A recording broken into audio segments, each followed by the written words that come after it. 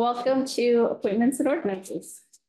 I am Councillor Catherine Golub, and I'm really glad to see all of you here. The entire agenda is available online if you'd like to follow along. And this meeting is being recorded by the Appointments and Ordinances Committee. And if any other person present is doing the same, please notify me at this time. Also, in accordance with open meeting law, when a councillor or councillors attend remotely, we'll need to acknowledge you and we will need to do a roll call vote. And when you, for Councillor Minhas and in the future for councillors who are attending remotely, please put on your video when you are speaking or voting. And we will do a roll call.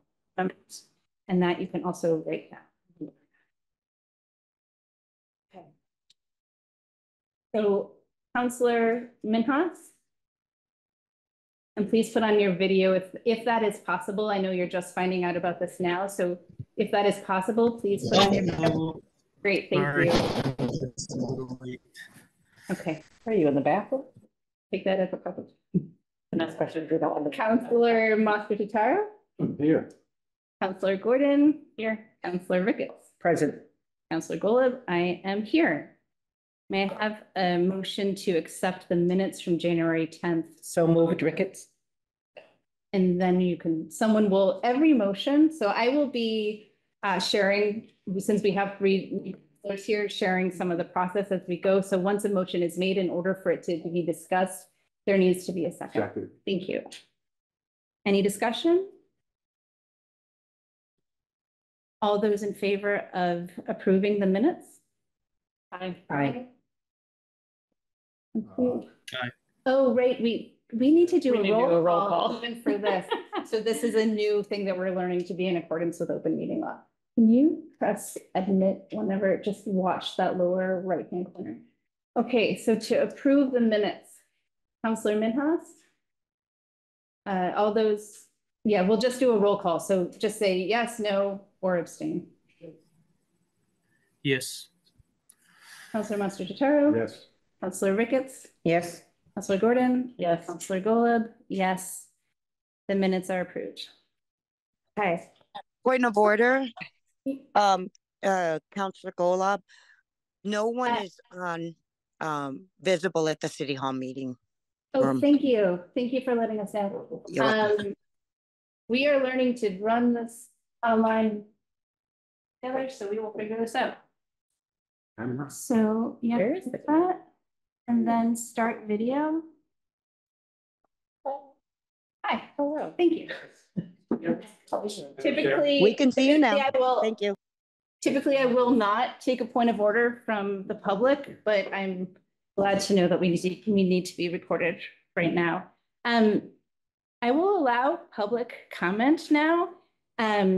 And please know that, yeah, there needs to be a sign-up sheet. Thank you, everyone, for your patience. This is the first meeting that I am facilitating in person. So we need a sign-up sheet, and if there's not a formal sign-up sheet, that is perfect. So members of the public, can you please come up here if you'd like to give public comment and write down your name? Do they need to write down their address? They do need to write down their address. You do not, if you do not feel comfortable putting your entire address, I've checked this with the clerk, it is enough to put your town.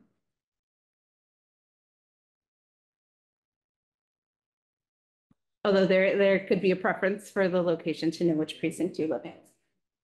Two people entered the waiting room. Yeah. Hey, you.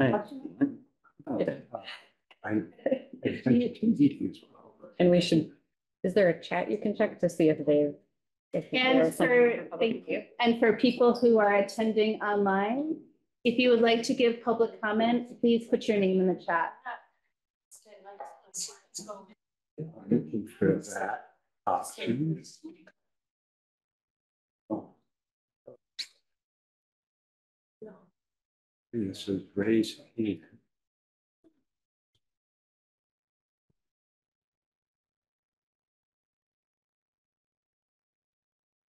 Anyway, Michael, here's what I'm gonna do. Is pull up the Zoom for this. So that I can see the chat. And see if anyone's on. Who's next?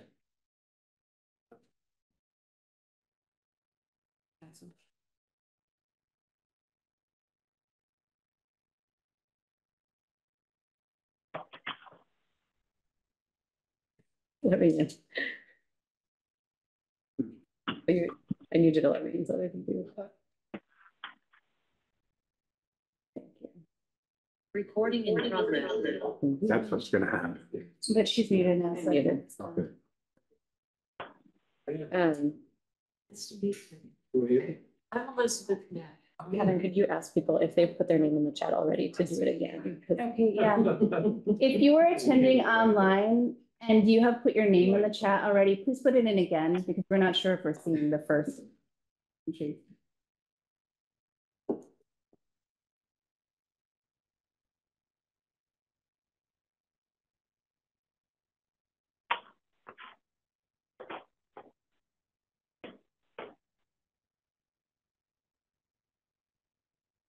Are you able to mute people from there? People, are you able to mute people from there? I can only mute all. I was gonna say, can you guys hear me? Can mute all, that's okay. Yes. We can hear you and it's okay. to Okay, mute all. hi, No, we yeah, haven't you yet. can mute me. Yes. I didn't get alerted that I was muted. Mute participants. Or you can tell me how to how do I mute myself? Star six. Just hit star six on your phone. Or the mute button on your phone. Star Yeah, six. Okay, I'm done. Star six. Thank you. thank you. Sure. Glenn wanna testify? He can put himself. I don't know. And for folks who just entered the television, if you would like to give public comment, please write your name in the chat. There's no one so far. Okay, great. Is this yours? It's mine. Oh, Nothing personal to you, but everybody here has touched this. yeah. Okay, so I will allow public comment now. Please know that if you are proposing a new ordinance or resolution, please forward your specific language to the entire council office at City Council at Greenfield-mass-ma.gov. And a council will need to sponsor your proposal in order for it to be moved forward for future council discussion. When I call in your name, please state your name and your at least your town of residence or your full address. And you will have 3 minutes to speak. After 3 minutes, you will hear my buzzer, and I will interrupt you if at that time to stop talking. And you can speak when your name comes up. Not at this point, but you can put your name on the list. Did you put your name on the list? Wonderful. Then you can ask that then. And I will call on you in the order that your name appears on the list. And we do have one from this Okay. meeting now as well. And so for folks who are online, once people speak in person, then I will call on you. Great. Okay. So Ah. Al Collins. Yeah. I skipped over your name because it looks like a header. So Gary Selden, come on up. Yeah. It's the first time I've been accused of having a big head publicly. Would you like to come up here or Oh, do you have the option to? Why am I here tonight? Why don't you start over with your name? I am Gary Selden. I'm on Trevor Court in Greenfield, and why am I here tonight? I'm here, I think really underneath it all is because I think it is worth my while to participate in our ongoing experiment in democracy. And I appreciate the hell out of all of you folks for doing that. Maybe I can't say that word, but that's what I feel, and I hope you feel it from me. And if you talk to me, I hope you'll know it.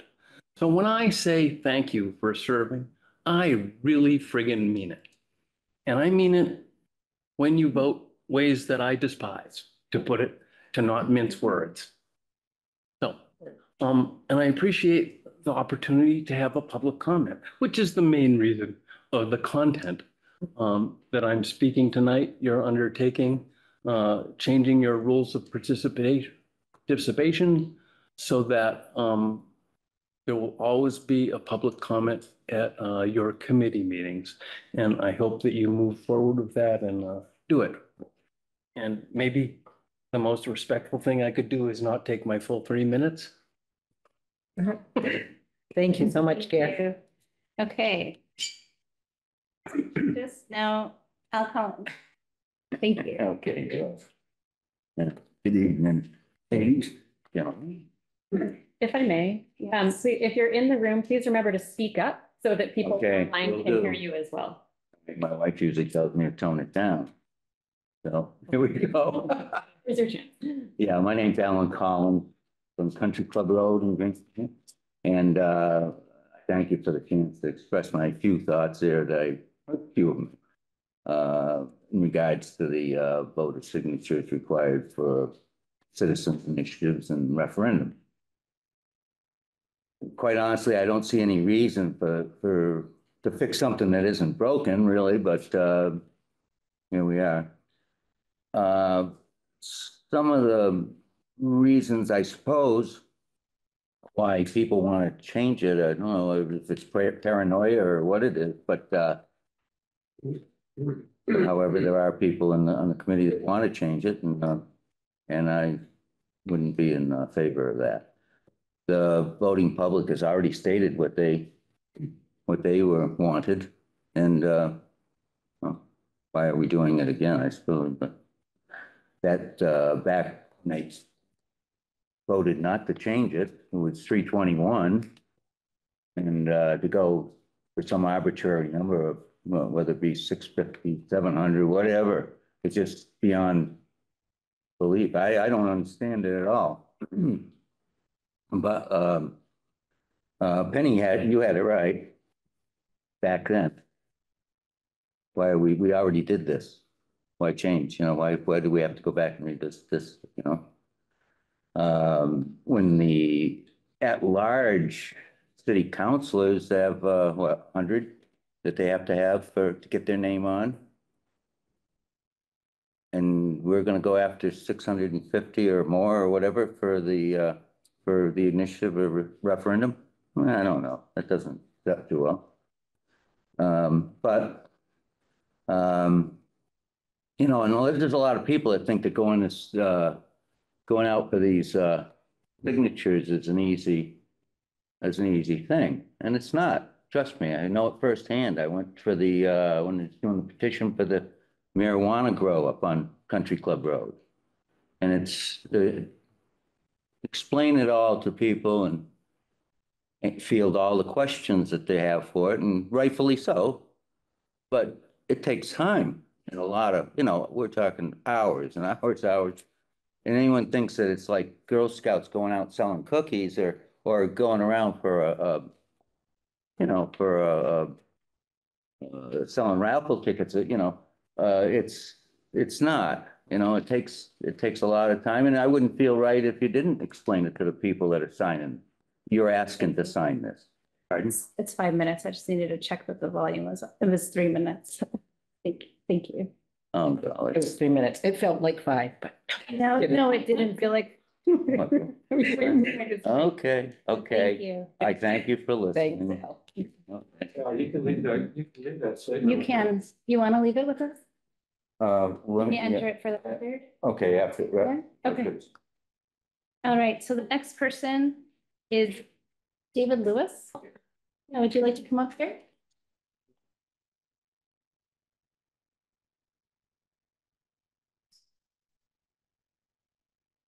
I'd like to write on his coattails about the, Okay. I'm sorry, Can you David, first? Yeah. David Lewis, 54 High Thank Street. you. And could you speak up, everyone? I know if I was home, I would not be able to hear this. Okay, you want me to do it again? Yeah, Okay. sure, go ahead. David Lewis, 54 High Street. Okay, I'm gonna go in on his coattails here. I think that the 10% of the voters would be, at each election is a workable figure. Because you're gonna have, the more people that show up, you're gonna have 10%.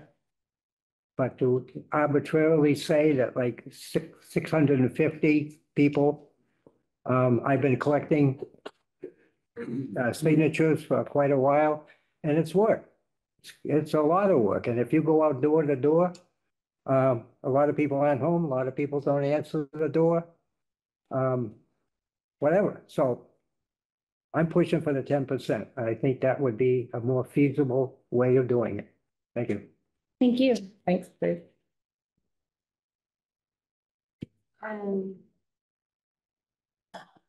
So next is Sandy Kosterman.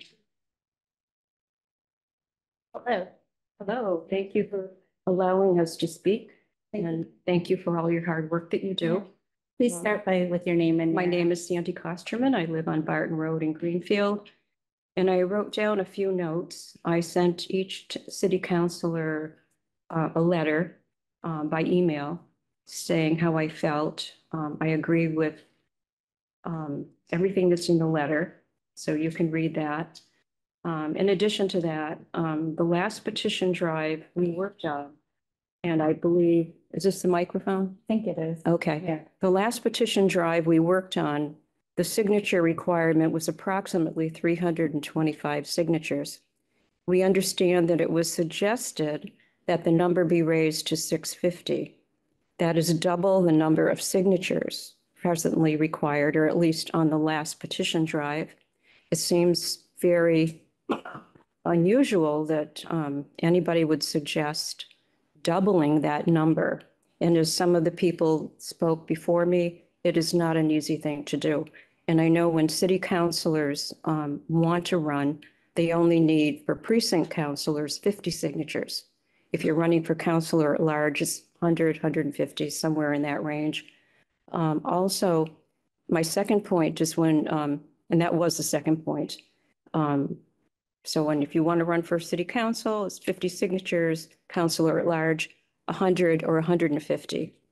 And let's see.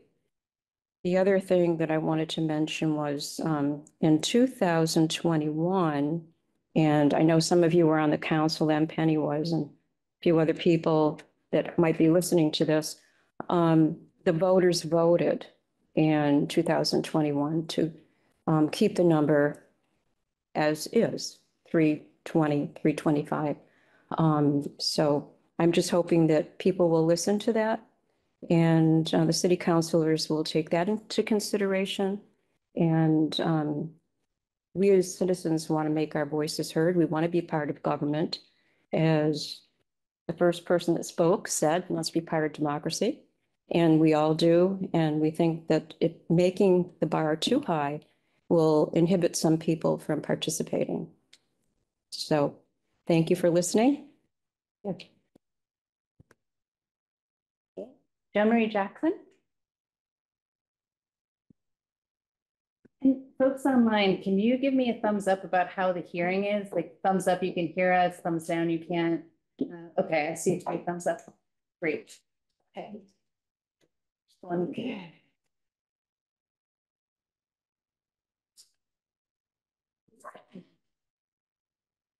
My name is Joan Marie Jackson, and I live at 2 Chestnut Hill, Greenfield, Massachusetts. I'm here to talk about the required signatures for the Citizens Initiative referendums. And I prepared my statement. Greetings to the Appointments and Ordinance Committee members of Greenfield, Massachusetts on February 14th, 2024. Let's remember, in November 2021, voting voters in Greenfield, Massachusetts voted no to increase the number of required signatures for a referendum. That left the number of signatures for a referendum at a count of about 326.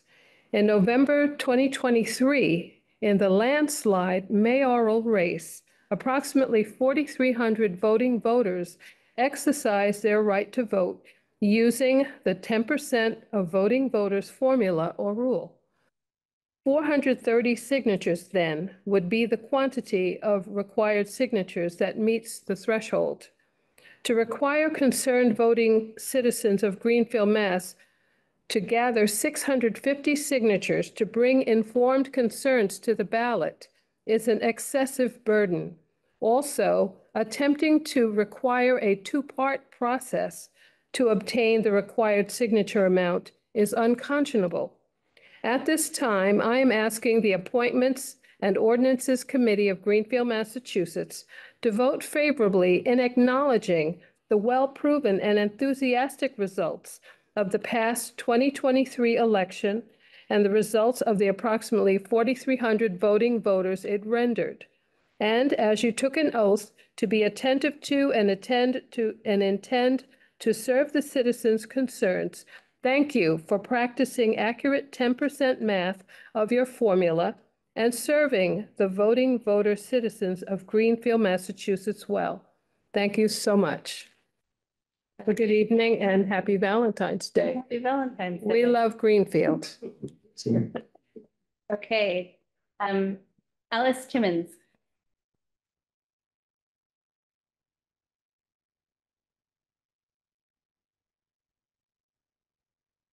Hi, my name is Alice Timmons. I'm at 106 Haywood.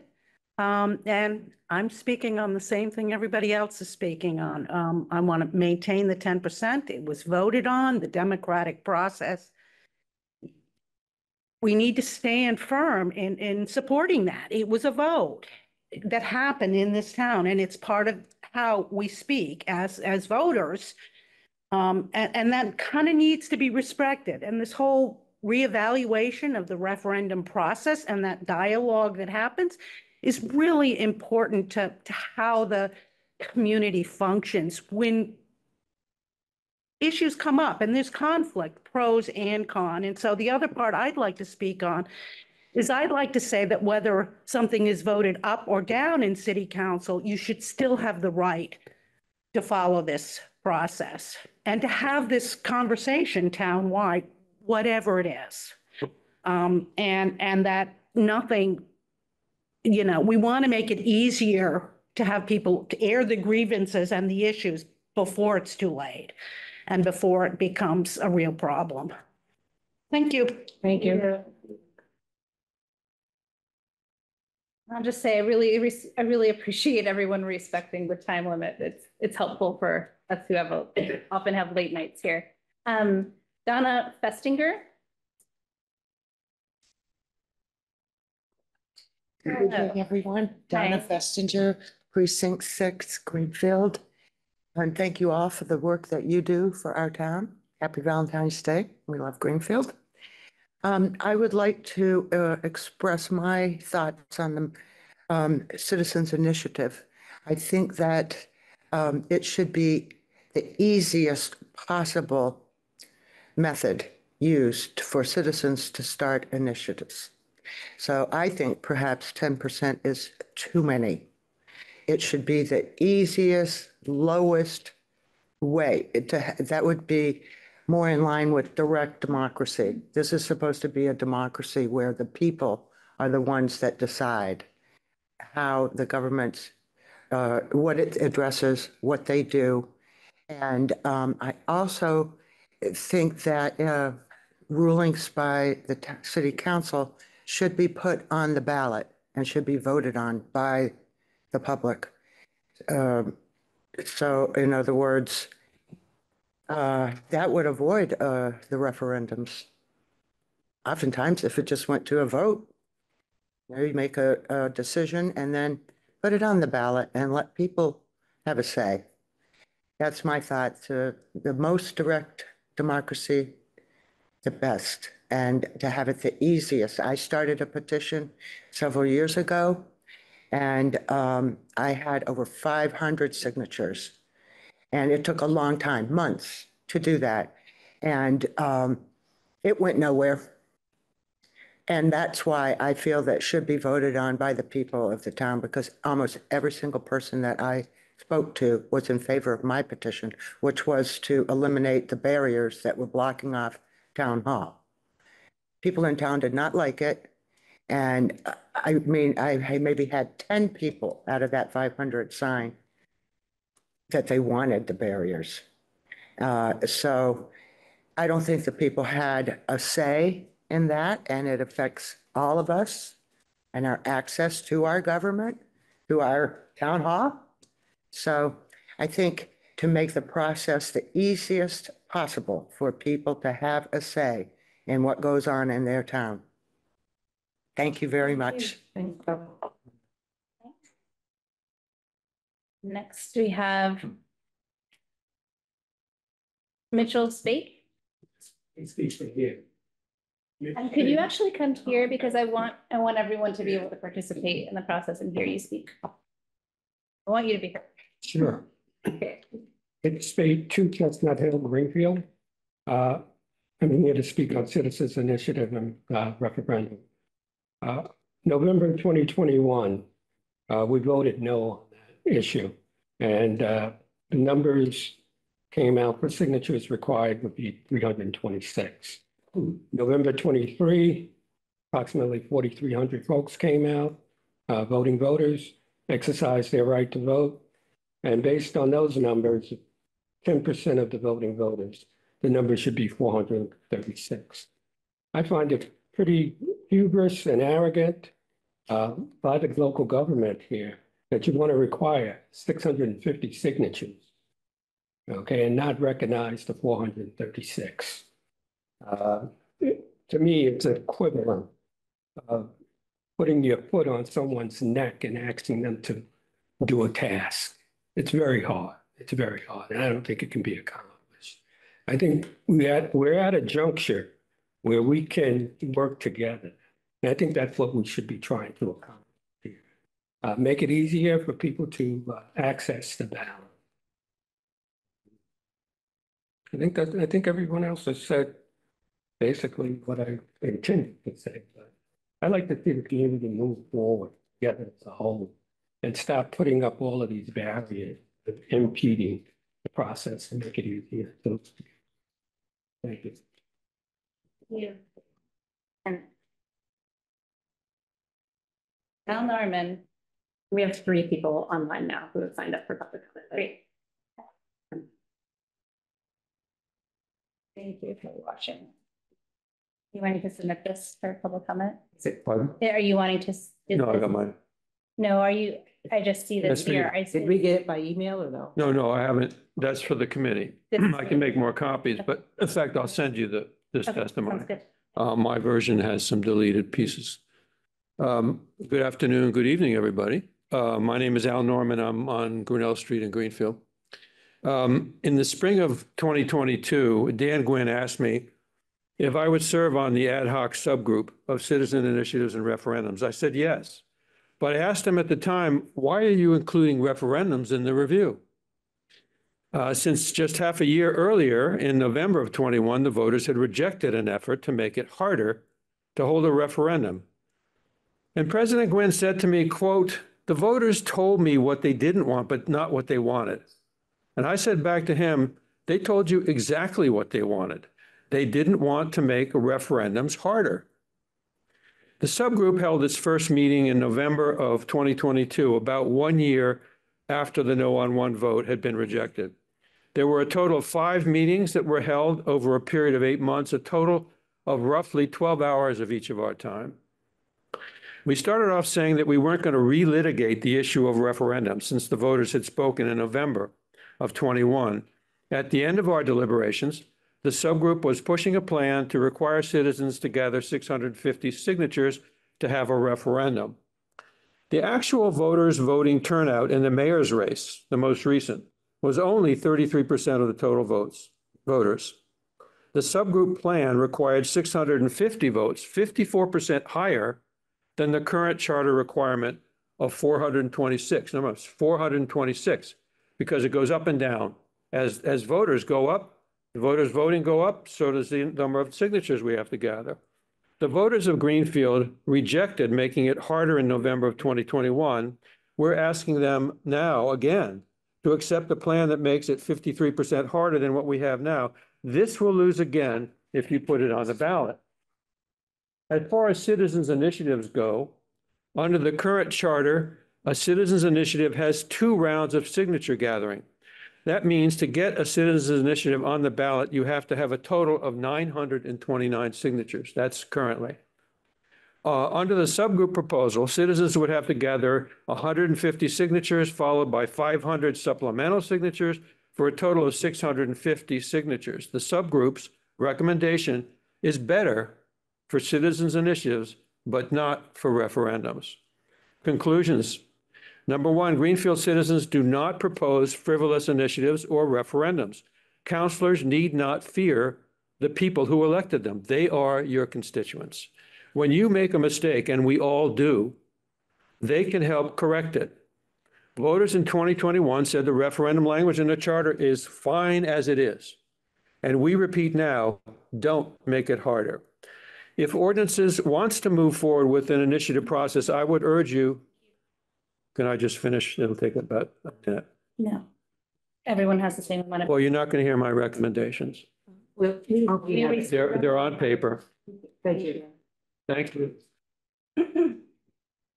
Okay, can you help me name people who are on the chat? Can you call on them? On the chat, first we have Glenn Ayers from Davis Street in Greenfield. Do you want all to know all the names now, or do you want to just call one at a time? All right. So the first person to speak from the chat will be Glenn Ayers. And please state your name and your residence for the record. Good evening, councilors. My name is Glenn Ayers. I live on Davis Street in Greenfield, and I also very much appreciate the work that you do for this community. And I'm speaking tonight as a private citizen. And I firmly, strongly believe in public participation. As you may know, I'm the lead petitioner for the Lunt public involvement plan process.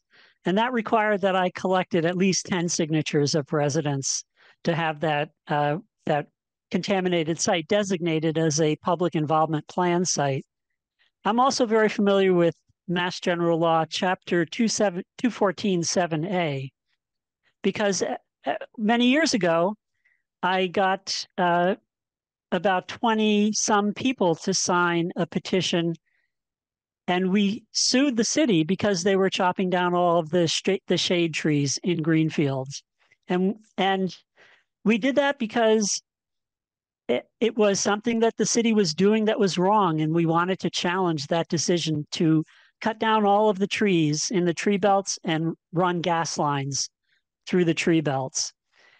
And that requirement under 214(7)A Mass General Law requires at least 10 citizens to sign in order to file that complaint in Superior Court. And I understand that there are some things that some people don't want the public involved in for various reasons, but I really feel strongly that we should work to make government more responsible, more accountable, and to have more public involvement, to increase the amount of public involvement. And if we do that, then we'll have more people coming to vote because they'll care.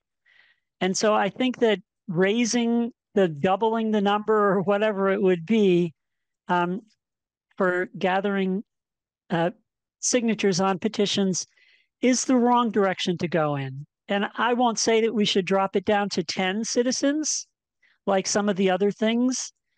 For instance, under the Clean Water Act, the federal government allows that citizens can sue under the Clean Water Act. And again, that's a 10 citizen position or petition process. So I don't think we should lower it that low, but I certainly don't think we should make it an arbitrarily high, very difficult number. And the last thing I'll say is that I was involved in the biomass debacle, more than 10 years ago. And that was the petition process, and the citizens soundly rejected the bad decisions that were made by city government at the time by a vote of 84%. Thank you, Glenn. And that is the power of giving people their voice. Thank you.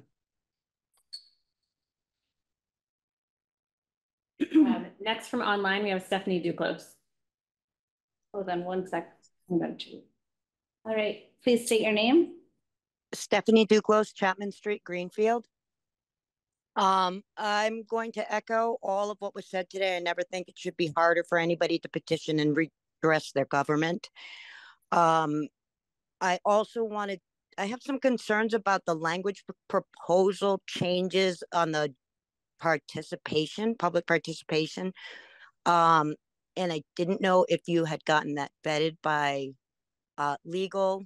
I'm always concerned when we're changing language because when you put in a may where a shall was, or a shall where a may was, there's some changing in the discretion of the presiding officer.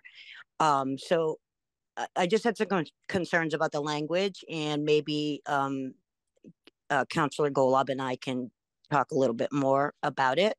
But I imagine it will probably go straight to council from here. So I will write my suggestions. Thank you.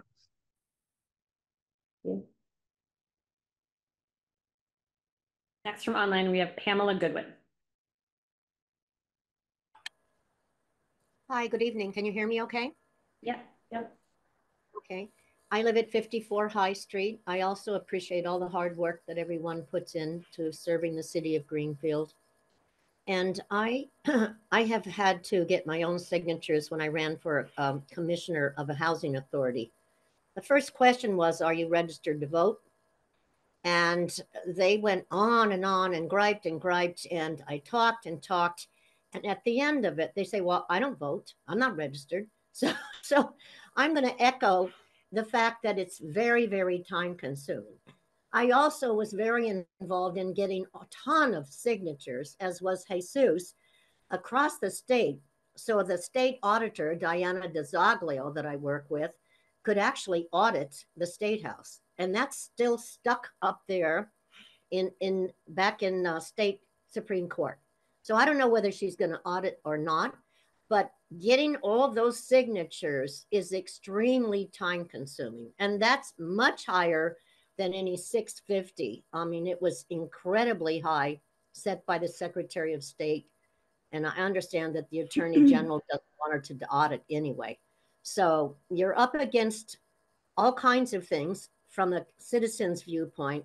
And I also just think we need to have many, many people involved in democracy and city government. I'm thrilled to see so many appointees come flowing through because our mayor said she had a lot. Is my time up? Yeah. A minute and 17 seconds. I just want to say I've been bit by a dog 3 times over the years, and I highly support whatever you people can do about the dog biting and dangerous dogs. Thank you for your time. Thank you. Is that everyone? Right. I'm going to take a moment to reorient to the agenda. Thank you, everyone, for your comments. Okay. So next on our agenda is a presentation and discussion of the final report and recommendations submitted by the Greenfield Charter Chapters 7-7 and 7-8 Review Ad Hoc Committee. And I've asked the chair of that ad hoc committee, David Singer, to come and present. And I want to be clear about what's happening tonight. The only thing on our agenda is the presentation. So like Al Norman said, back spring 2020, it was a very long time ago. 23. Spring of 20. Started in 22, November of 20. So I can handle this. So over a year ago, Dan Gwynn, who was the chair of A&O at that time, convened an ad hoc subcommittee to discuss and make proposals for 7-7 and 7-8. So that subcommittee included Al Norman, David Singer, Isaac Mass, Councilor Derek Healy, myself, Danny Letourneau, and that was the ad hoc committee. The purpose of that committee was to put forward recommendations. What is happening tonight is that the chair of that ad hoc committee is coming to present those recommendations. There is no vote on the council. And so we are just listening. There's no, we're following through with what the ad hoc, what the A&O chair asked us to do over a year and a half ago. And I want to be clear about that. So with that said, thanks for coming on Valentine's Day and joining us Well, here. happy Valentine's Day, and since we're all together, I brought some candy from Richardson's for you to share. The truffles, they're excellent, so I recommend you try them. Oh, nice. Thank you. Okay. Is that? You're not gonna try them, I'm gonna try them. We're not voting, so we can eat those. All right, no vote. Yeah, we're not voting, so yeah. I'm not sharing. Okay. All right, so you have a lot to do tonight. By the way, thank you all for showing up tonight. I appreciate it. Myself, having been involved in this process for a long time, I hear what you're saying. Can everyone hear? Thumbs up if you can hear. Yeah, thank you. Okay. Okay. So as you know, a subcommittee was set up by A&O to discuss and try to reach some sort of a consensus. And consensus was what we tried to do about the vital aspects of section 7.7 and 7.8 of our city charter. I just want to put out from the beginning what, in plain English, what 7.7 and 7.8 try to do. So 7.7 is a method to provide voters the ability to petition the council to pass legislation and a method to take a no vote to the ballot. So first you go before the council. If the council says yes, then obviously you've accomplished what you wanted.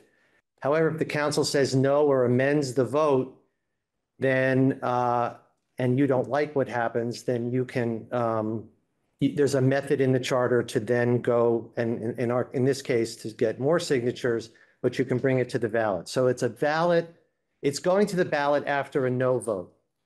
7.8 is a method to provide voters the ability to petition the council to reconsider a yes vote. And if the council says yes after reconsideration a second time, to take the petition to the ballot to overrule the council yes vote. So again, if you can hold on to that, especially new councilors or all of you here even, that's what those two things are trying to do. The numbers are a part of how you balance the needs of everybody, but that's what those sections are trying to do. So we had 3 counselors, we had 3 community members. We started off with Councilors Healy, Golub, and Stemple. Actually, Stemple moved. We had Danny Letourneau, Isaac Moss, and Al Norman from the community. Danny Letourneau resigned from her position and went off the board. So by the end, we had 5 people to discuss things and to file the report, to file what we filed.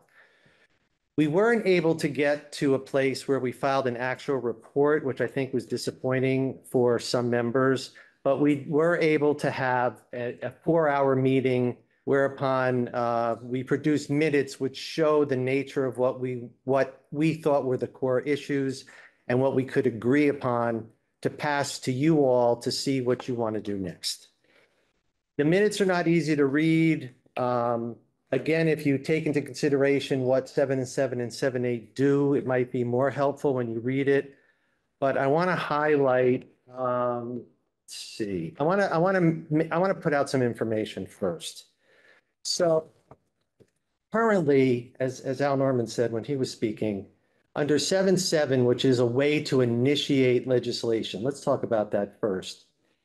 If you follow the percentages, it takes 650 voters to first get the petition before the city council. And if the city council votes no, it takes another 325 people in addition to those first 650 people to get the matter on the ballot. Now, remember, the referendum has a sensitivity to it, which is that the council's already voted. People probably are relying on that vote.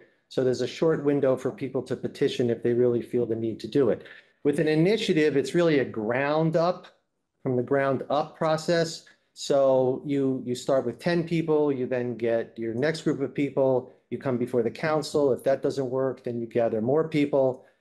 The timelines in the charter right now are fairly generous to do that. There has to be timelines so it doesn't go on forever, but they are fairly generous. So I'm not going to talk about the timeline so much, but I am going to talk about the number of voters and the process in relation to what we discussed. So I think the group as a whole reached some consensus on the following, that we wanted to encourage initiative petitions. And having an initial threshold of 10% or 650 people was chilling for people to come before the city council.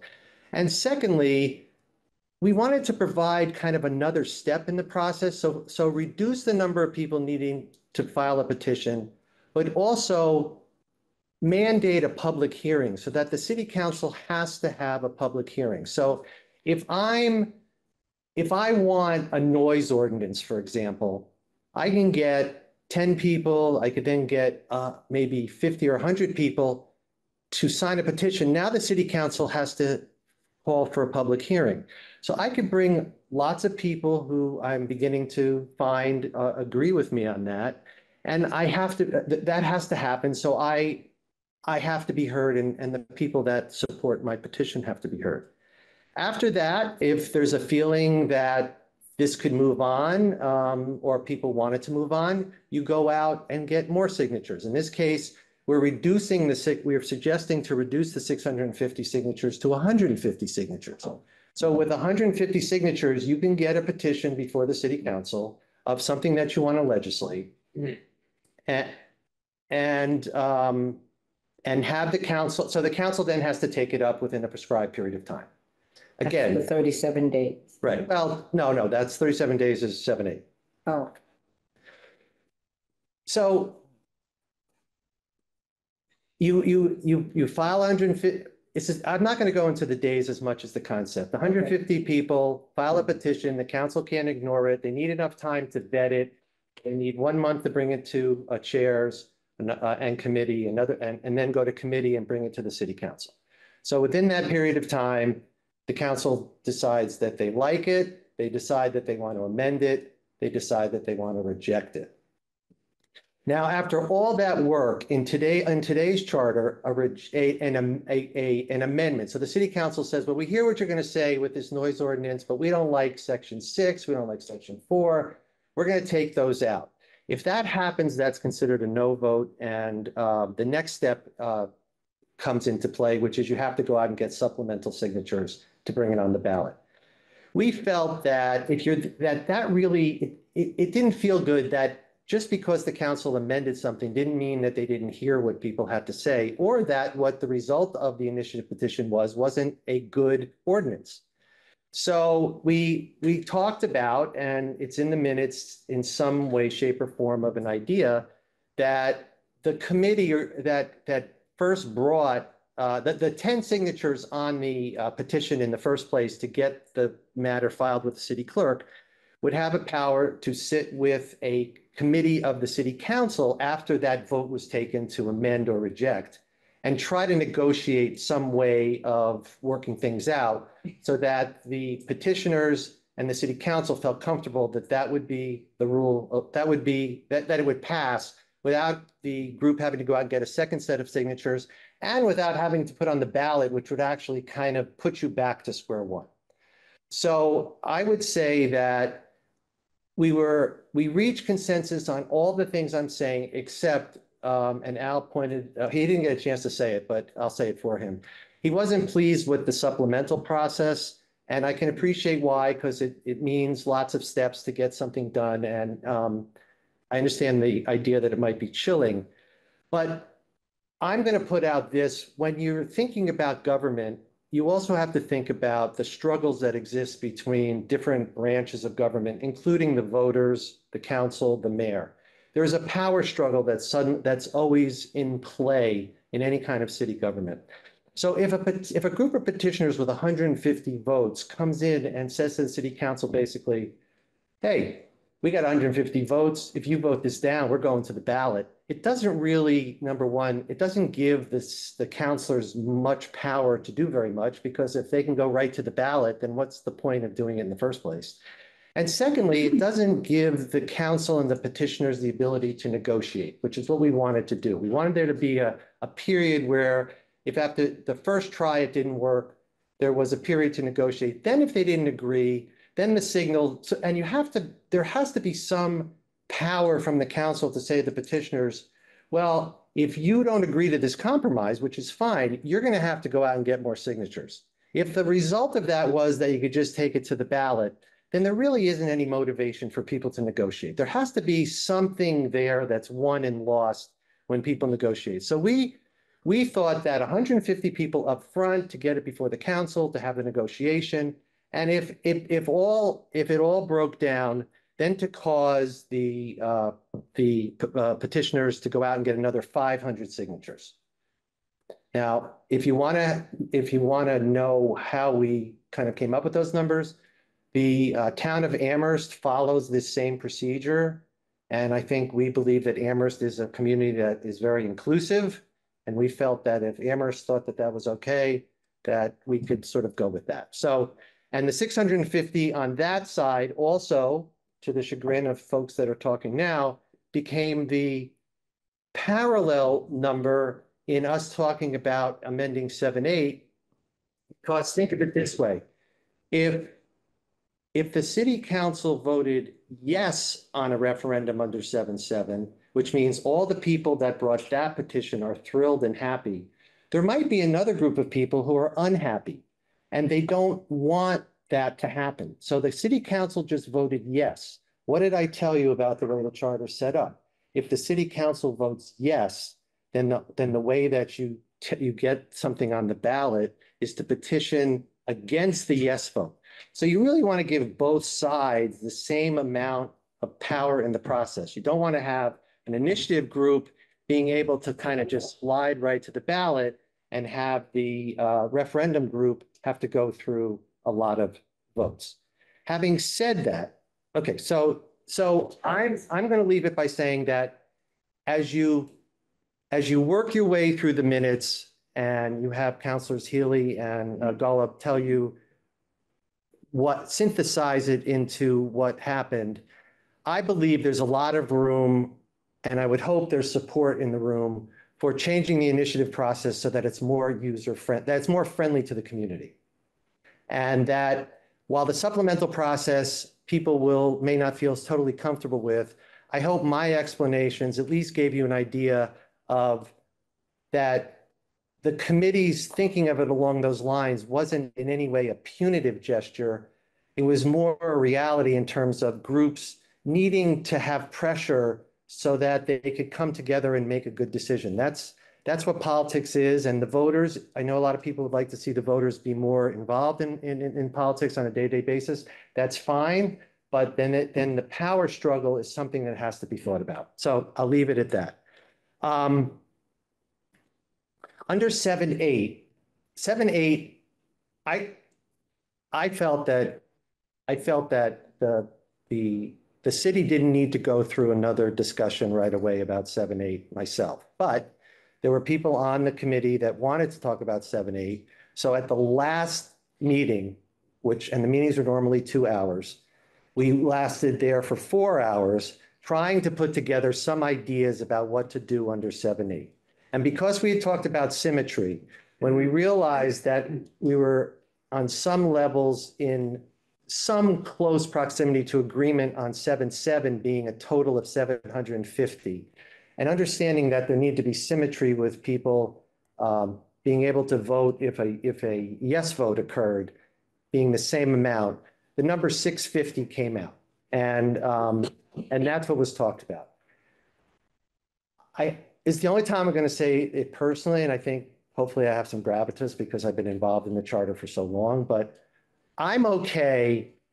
Sorry. I'm personally okay with leaving 7.8 the way it is because it's tied into how many people vote in the last election.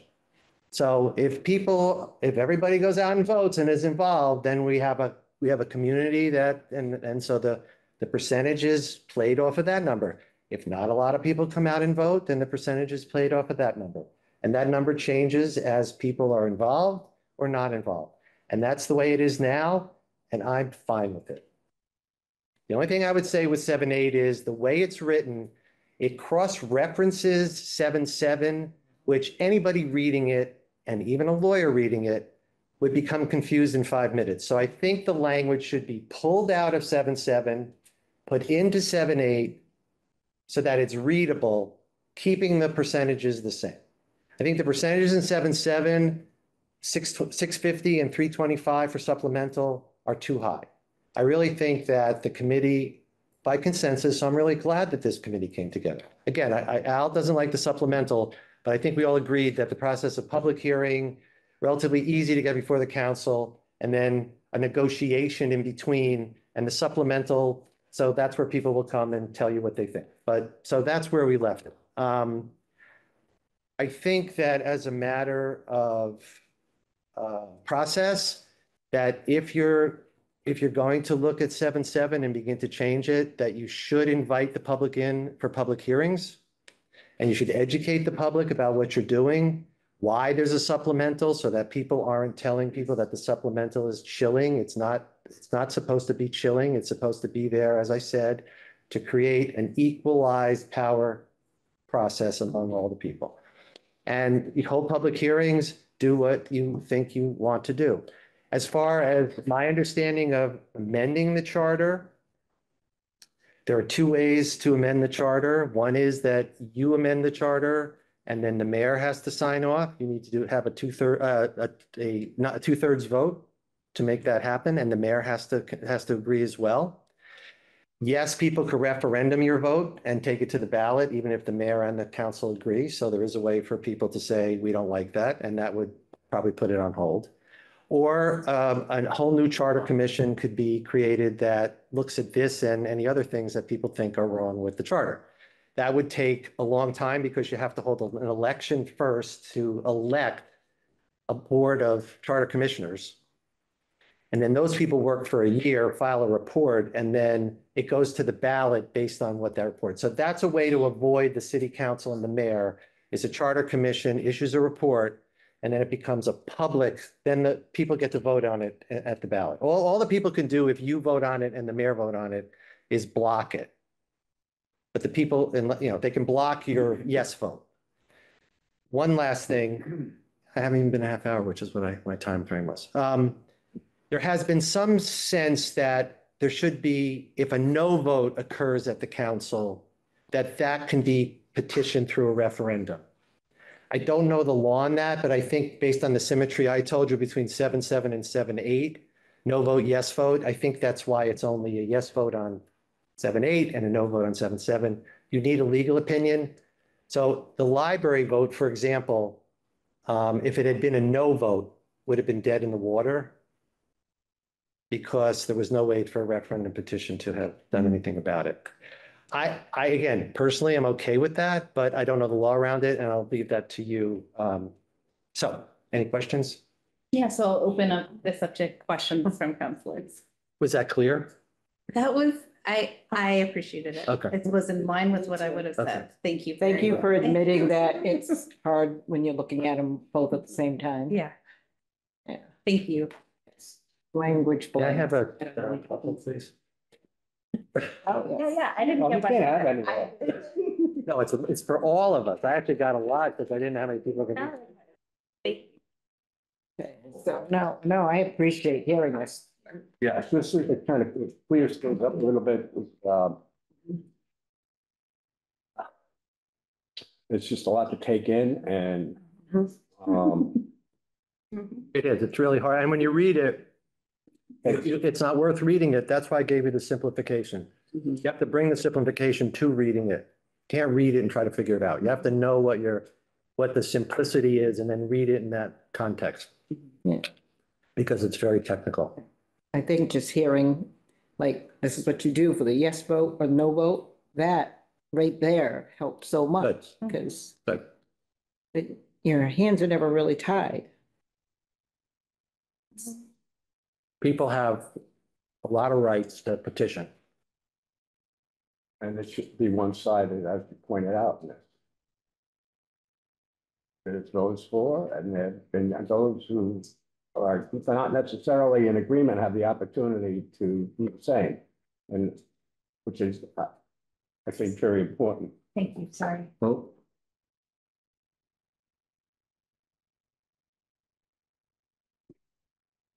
Bob have a question? Councilman Haas? I don't necessarily have a question, but thank you for kind of explaining this to us. I generally understand the concern that people have with not being able to participate in a more direct manner with the levers of power and all that. I also understand how it can be kind of difficult for counselors and for the general body politic because you have all these people just coming up with random things that they want to discuss and then challenge. But also, I think that that's the whole idea of democracy. You know, it's kind of messy.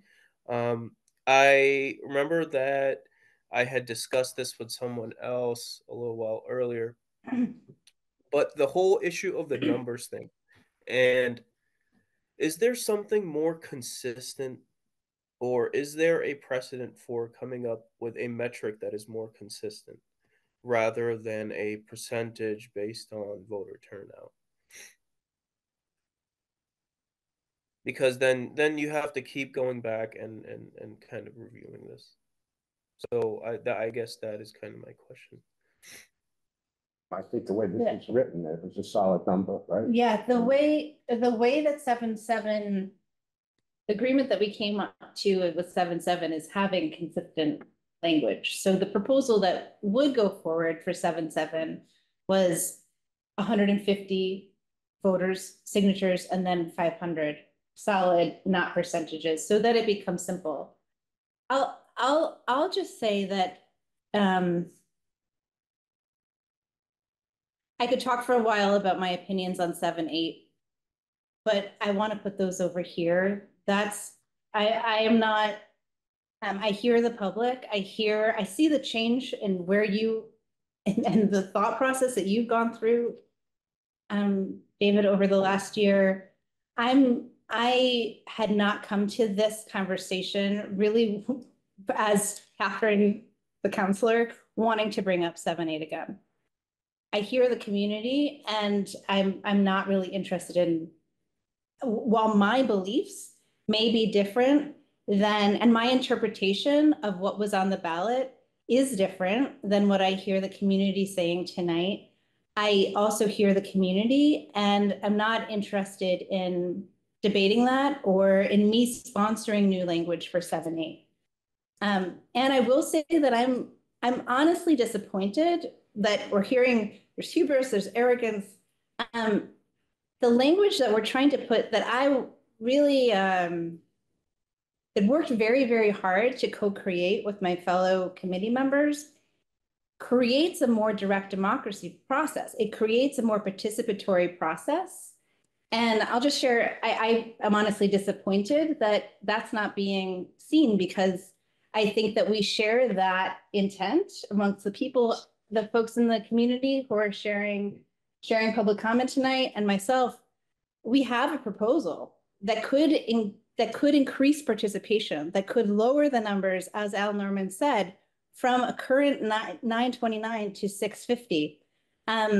I like the language. I want the public to be able to participate, but I don't have the energy to put forward this language if there isn't a significant call for that from the community or from my fellow council members. So that's where I'm at currently.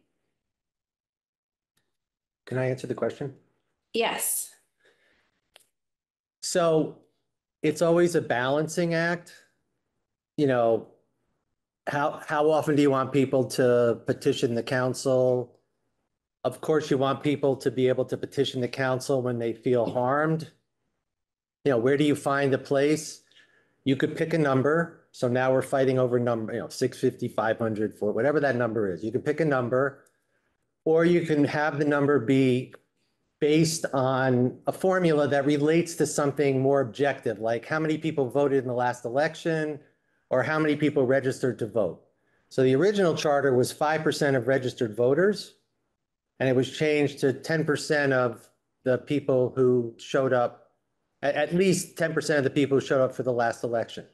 So the reason it's that is so that nobody could think that the number is kind of a shady political thing, or it's coming from sort of a bad place. It's just based on a certain objective reality, right? It's either the number of people who vote in total, because these are the people you're going to be talking to when you go get a petition, or it's going to be the number of people who voted in the last election, because those are the people who were interested, and therefore we're basing our number based on community interest in politics in general, right? If a low turnout, low number, higher turnout, high number. So part of me feels like I've kind of come around to the fact that 7-8 is really connected to, you know, how people are feeling lately about participating in voting in government. And that's where those numbers come from. So it is part, so the public gets to figure it out, right?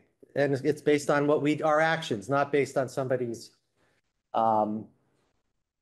personal idea or some political movement to do something. So I want to say to the people that came here that I know I have been resistant to this for reasons that I think are in good faith, but I'm also willing now to see that this may be the best solution because it floats with how people are participating in government, and that might be the fairest way. So I'll end on that unless there's any other question. I'll just state that in order for this conversation to go forward, a counselor would need to sponsor a proposal. I have proposals written that Counselor Healy and myself have come to agreement on.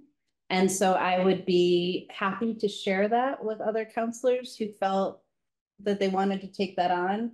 I myself at this moment am not going to take it on unless there's a push from the community to put forward a more participatory process or from a fellow counselor. I'd be happy to work with someone on it, but that's where I'm at right now.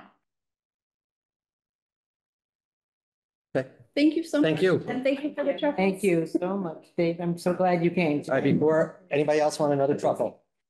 Yes, I'll take it. I don't know. Go ahead. Thank you. It was so I was important. going to offer some to the general public. I'll leave it. Take them. I wasn't going to take them for myself, but you go. Thank you. All right. Okay. Let's move on. Okay. Pass that. I need some chocolate. That's what happens when you're not here, Counselor. No. Okay. Next time. take some be here. virtual You want chocolate? All right. I will go on, so nothing happens and we have to. Yep. I'm just looking, the numbers that are here are different than the numbers. Oh, so I have, the next one is mayor's appointments. Is that what you people have? All right, folks, if I had a gavel, I would beat it several times. So that is over. You're free to join us for the rest of the meeting or to move on with your Valentine's Day, either one. I hope everyone has a great night. And we're going to move on to. Did you say you were going to work with the public if they want to make a proposal? I can't repeat what I was going to say. Yeah, I'm not going to repeat it. Yep. But it's all going to be in the minutes. So I need to move us on, but thank you. Okay, so I am looking to mayor's appointments. Someone read this motion, please. It's on page 26. Captain, you're done with this topic. I cannot talk anymore right now. Yeah, we are done. Oh, do you have the agenda? We're done with this topic. All right. Al. Is there a folder? This is the night. Right here. Penny has it. That's Penny? tonight's agenda. Penny, do you want this one? Okay. In case you didn't know what was. Yeah, no, I saw that. Oh, okay. I just want to know if the agenda, what we talked about was over. The Yes. agenda item That's- is over and we're moving on to mayor's appointments, which is page 24. No, no, I have this. I don't You have have the individual. All right, let me see. I didn't bring my laptop. Let me see. Is it in this packet? Wait, it might be You here. want- I can read it. Page 26. page 26. City Council move that it be ordered. Oh, that yeah. Greenfield City Council pursuant to Charter Section 210 affirms the following appointments by the mayor as follows. Conservation Commission, Emily Boss, alternate to full member, term to expire December 31st, 2027. Planning Board, Jeff Stouser, Peter McIver, Amy McMahon, Amy is full member to alternate. term to expire December 31st, 2027. GSET Board of Commissioners, Melody Goodwin, term to expire December 31st, 2027. Planning and Construction, John Schultes, term to expire December 31st, 2027. Agricultural Commission, Elizabeth Nett, term to expire December 31st, 2027. Denise Leonard, term to expire December 31st, 2026. David Johnson, term to expire December 31st, 2025. Commission on Disability Access, Amy McKenzie, term to expire December 31st, 2026. Majority vote required, and I apologize if I mispronounced any of those names. And second, Councilor Ricketts? Discussion? Yes. Yeah. I know, the majority of these folks have been put forward. And first of all, thank you all for stepping up. And it's good for Greenfield in so many ways. And thank you. I know other things that they've done in their lives to make Greenfield better already. So to even push themselves a little further, this is huge. So everyone, Melody, Peter, McIver, thank you so much. Amy McMahon as usual. So thank you. Yeah, pardon me, I'll just say similar to that. I know some folks on this list, I think these are fantastic appointments. Very excited to vote for all of them and really grateful for people volunteering. And also I really appreciate all the information that folks sent us so that we know the backgrounds and the qualifications of everyone who is on this list. And I will, when appointments happen, I will allow appointees to make a short statement. It's not expected. It's not expected at all. That's optional, but I appreciate people being here tonight. And so if you do feel called to say give a brief statement, you just raise your hand.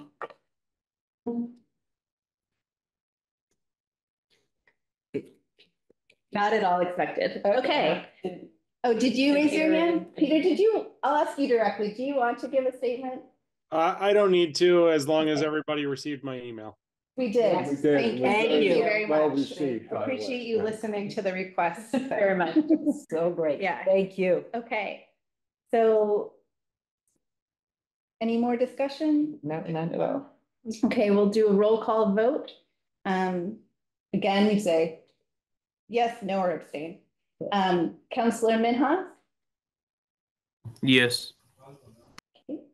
Councillor Masters-Taro? Yes. Councillor Ricketts? Yes. Councillor Gordon? Yes. Councillor Golub? Yes. Great. The motion passes unanimously. Perfect. Anyone know what page the next? I should have this. 40. 40. Me? I mean, Okay. So 40, yeah. Okay, great. Should I read that one also? What I don't know about reading this is if we need to read the entire proposed language. Do you know that, Councillor Ricketts? Are we gonna put this? We should, because it's a majority vote required for this. Now, this has crossouts and stuff. How to read. So what do you know which part is like the solid one going forward? I can read it as the proposal. Okay. Okay, the City Council move that it be ordered that the Greenfield City Council amends the City Council Rules of Procedure, Section 565, Rule 10, Public Participation. Rule 12. Thank you. That happens. Section 565, Rule 12, Public Participation, subsection A, Conduct, and subsection B, Non-residents, by deleting language in strike-through and inserting in its place the language in bold as follows. Section 56512, Rule 12, Public Participation at Council and Council Committee meetings. I will be reading this. I will be reading the proposed language as opposed to strike-through, proposed, strike-through, proposed. So I'm reading the proposed language. 1, upon request of the presiding officer, all persons shall be silent. 2, Any member of the public may be recognized to speak at the discretion of the presiding officer or a majority of the members present. 3, Well, it doesn't say that, but. Down the bottom. the members present. It says someone else- majority of the members present, I'm sorry. It does Sorry. say that, Yep. yeah. Okay, we'll figure this out together. Sorry. Okay. 3, And then we go. so 3, so you with me with the new 3? Yep. Okay. When recognized, members of the public shall state their name and town of residence in an audible tone for the record. B, public comment agenda item. 1, all council meetings and council committee meetings shall provide for a period of public comment. 2, members of the public shall limit their remarks to matters generally under the purview of the city at full council meetings or the committee at council committee meetings. 3, any citizen or petitioner shall be limited to 3 minutes or another amount of time at the discretion of the presiding officer. 4, members of the public who are not residents of Greenfield may speak after all residents who wish to do so have spoken. Majority vote required. Second, Ricketts. Okay. No, I'd like to speak first actually on this and say that I want to be completely honest. I've been working on many different pieces here. And the member of the public who said, have you vetted this with an attorney? I honestly haven't. And I think that I need to take, in full honesty, I think that I should do that before we discuss this. And so I would actually like to move to table it. I wasn't expecting to say that, but I think that's a very important point. And so I will take back my second. Can I vote to wait? Because I think that it needs to be listened. Right now we're discussing, and so I'm making a motion to table. Good. I think, and I say this out of respect for everyone's time, but I don't want to go into a discussion when I realize that that step needs to be taken. And so I'm going to move to table, and I'd like a second on the table. I'll second. Any discussion on tabling this item? Okay. Nope. All right, we'll take a roll call vote. Councillor Minhas? And I say that with the commitment that I will be bringing that back in the next meeting.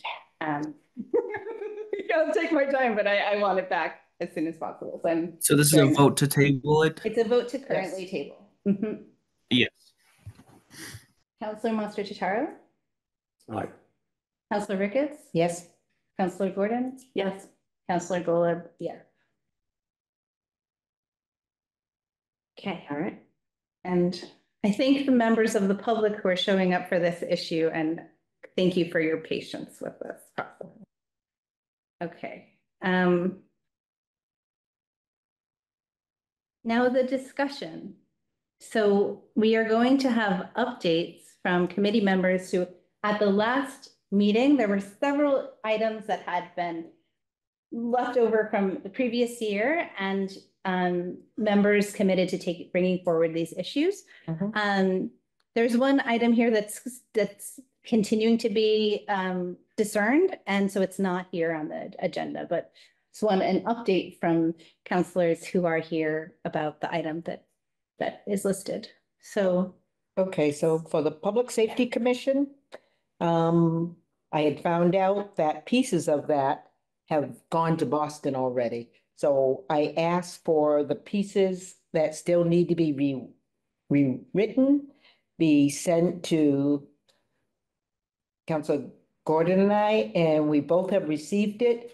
And we have not met again, and it is lengthy. There's lots going on. So we are not ready for this at all right now. Okay. I think we received it this afternoon. Right. So we just need more time to go over it. But I think, we'll endeavor to be ready for next month. Right, because I had to go to Councilor Forgy to get some notes from her as well. Yeah. Is that a fair request or what timing works best for you two? Would you like it? July? No, I'm just kidding. I actually want this to be your choice. It's under discussion. So do you want it on the March A&O meeting or do you want it? When would you like us to ask Kathy to put it on the agenda? April. Probably April is safer. Things are going on with public safety right now as well, and I want to also discuss some of this with the Public Safety Commission. And so I need to take like a month so I can go to that meeting. Yeah, that's fair. So, yeah. That's, Because that's the thing that's really lacking with everything. Like, we're getting all the, emails even about the MOU, all that kind of stuff. And we have a very silent Public Safety Commission. And I feel like we got to collaborate. Yeah. We need conversation. Okay. So could you do me a favor and put on those notes, a note just like Kathy, Public Safety Commission for discussion for April. Unless you are ready to bring forward a motion, you can also put it under motion. So those are the options. You could come back for discussion or you can bring it to a vote for us. Yep. Great. And to please update Kathy, just to give her a second heads up when you're ready. Perfect. Yep. Thank you. Okay, so Councillor Minhas, dog bites. So I've done some research. I thought I had kind of the full picture. Turns out there's a few other counselors who had some objections about specific language that was in the ordinance. And so I think I'd like some more time for up until next month.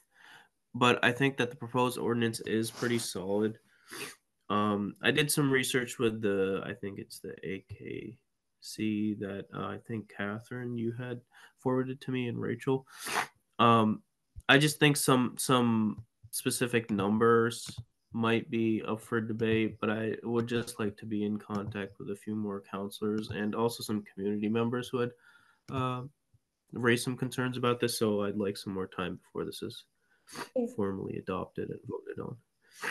Will you be ready to bring forward language in March, or when would you like this on the next agenda? Or when would you like it next on an agenda?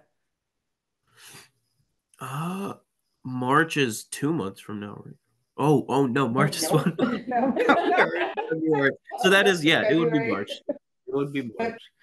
Yeah, that works for you? Yep. Okay, great. All right. Ride for hire, I know that you shared, I asked for this to be on so that we could discuss it, but you said it's not yet ready. So is that accurate, or do you want to share anything else about that? Pretty accurate. It's all but ready. All but ready. Yeah. I hear you've done a lot of work on it. Yeah, I have. And it is just perfect. One little piece that needs to be accomplished, and I would like to think by next month. Okay, so we'll put it on. You'll be the first to know. Great. Perfect. Thank you very much. That feel complete for that item for now? Right, Schreier? Okay. So I'll share. I have been working on the proposal for the selection of a council attorney, and have done a lot of work on this. I had a long conversation with Councillor Bottomley. We looked at the language that we've had, and it's actually needs to, it became more complicated than we thought. I've rewritten it and shared it with trying to get it vetted by an attorney, and put in conflict of interest language. That was a piece that was recommended. And I did submit the language like Monday. So it couldn't be here today, but it took a surprising amount of time to rethink it through. So it will be up for a motion. It will be up for a motion in March. Okay. Yeah. Perfect. Great. All right. I think that brings us to the next meeting. So the next meeting will not be on Valentine's Day. The next meeting will be on, no, sorry. Sorry. It will be March 13th, 2024 at 6 p.m. in this room, City Hall meeting room, second floor, Zoom hybrid, unless otherwise posted. And can I have a motion for adjournment, please? So moved, Ricketts. Second. Okay. I do not need, I need a roll call vote. All right. you do. Roll call vote. Counselor Minhas. I want to stay here though. I'm sorry. Yes. Okay. That was a you can joke. stay. Oh, no, you can't because we turn that off. Sorry. Counselor Masachitaro. Counselor Ricketts. Yes. Counselor Gordon. Yes. Counselor Golub. Yes. All right. All right. Good night, everyone. Thank you for Thank you. coming. Good night, boys and Good night. girls.